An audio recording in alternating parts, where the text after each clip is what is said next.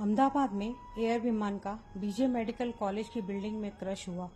बहुत ही दुखद घटना है। आज मेरा दिल उन बच्चों के लिए, उन परिवार के लिए श्रद्धांजलि के रूप में एक कविता अर्पण करता है। किसे पता था कुछ ऐसा हो जाएगा, किसे पता था कुछ ऐसा हो जाएगा। किस्सा विमान एयरलाइन का सबकी जिंदगी में जंग लाएगा। उड़ते उड़ते एयर विमान आग का एक गुबार बन जाएगा। मेडिकल हॉस्टल से टकराकर विमान और बिल्डिंग का हिस्सा पूरा तहस नहस हो जाएगा। विमान दुर्घटना का हमें बहुत खेद है। अपनों के जाने का दिल से दुख है। यूं तो सफर लंबा है, मंजिल पर पहुंचना था। पायलट और एयर होस्टेस जो अपनी ड्यूटी निभाने में लगे थे, पर किसे पता था जहां पर थे वहीं पर भस्म हो जाना था। बहुत सी बातें मन में थी, आज ये करेंगे वो करेंगे। मन में एक उत्सुकता थी, किसी को किसी से मिलने की, किसी को घर बसाने की, किसी को अपने परिजनों से मिलने की।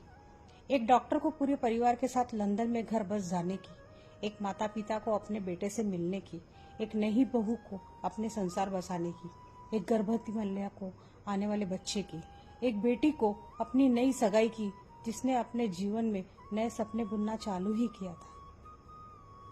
एक पति पत्नी को जो विदेश घूमने की चाह में घूमने गए थे, पर क्या पता कि उन्हें अपनी जिंदगी ऊपर ही घुमा देगी।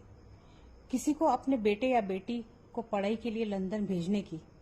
एक बेटे की आखिरी उड़ान, परिवार की बात मानकर भाविक ने 10 जून को शादी रचाई। शादी को लेकर बहुत से सपने संजोए होंगे, लेकिन फिर उसकी किस्मत में आगे जीवन जीना नहीं था। क्या बीती होगी उस परिवार पर। हॉस्टल में पढ़ रहे बच्चों के सपने को आगे बढ़ाने की क्या क्या ख्वाब सजाए होंगे। अपनी मंजिल पाने को एयर विमान में सबके सपनों को रोन डाला। हॉस्टल में पढ़ रहे बच्चों के खाने के निवाले के साथ उन्हें मार डाला। एक नहीं, दो नहीं, पूरे 75 बच्चों को, या जिसका आंकड़ा नहीं है। क्या बीती होगी जो उसमें सफर कर रहे लोगों की। क्या बीती होगी उन परिजनों की जो उन्हें छोड़ने आए। क्या पता था कि अलविदा कहने को, फिर कभी न मिल पाने को। क्या पता था जो बच्चों को पढ़ा रहे हॉस्टल में फिर न पढ़ पाएंगे।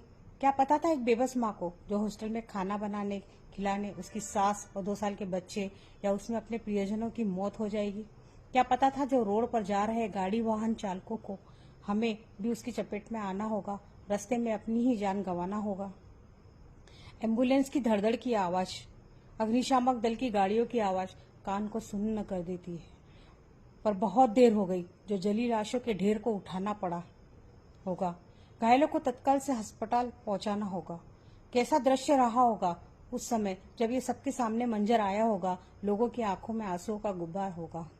झलकती आंखों से प्रियजनों का प्यारा सैलाब होगा, जो नम आंखों से परिजनों की लाशों को देख पा रहे होंगे। ना मिलने पर अपना खून देकर डीएनए कर अपने परिजनों की पहचान करना होगा।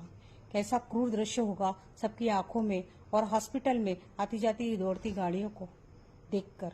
भगवान ऐसा मंजर किसी को न दिखाए जो गए उनकी आत्मा को शांति दिलाए, परिजनों को सांत्वना दिलाए।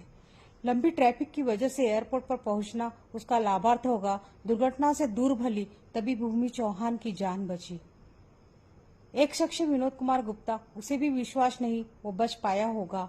उसे किस्मत समझे कि उसका जीवन बच गया होगा। नीति का खेल देखो या भगवान का करिश्मा, सब कुछ जलकर राख हो गया, और भगवत गीता और बाल गोपाल कृष्णा का स्वरूप सुरक्षित रहा। यादों के घेरे में अब बहुत सी बातें बन गई है। दुर्घटना अब एक इतिहास बन गई है। समय समय पर अपनों से हमेशा मिलते रहो। कब पता कब किसकी जान चली जाए, कब हमें भी मौत आ जाए। पैसे कमाने की होड़ में हमारा पूरा जीवन व्यर्थ हो जाए। किस्मत ने दी हमें जिंदगी, उसका सम्मान करो।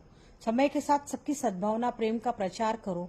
यही इस दिल का कहना है, बाकी तो सब भगवान का किया धरा है। नीति के खेल को कोई रोक नहीं सका, जो आया है उसे जाना ही है। कब किसका समय आएगा ये अपनी किस्मत पर निर्भर है। बस यही कहना है आप लोगों से, आपस में हमेशा एक दूसरे से मिलते रहो, अच्छे कर्म कर अपनी जिंदगी को जीते रहो।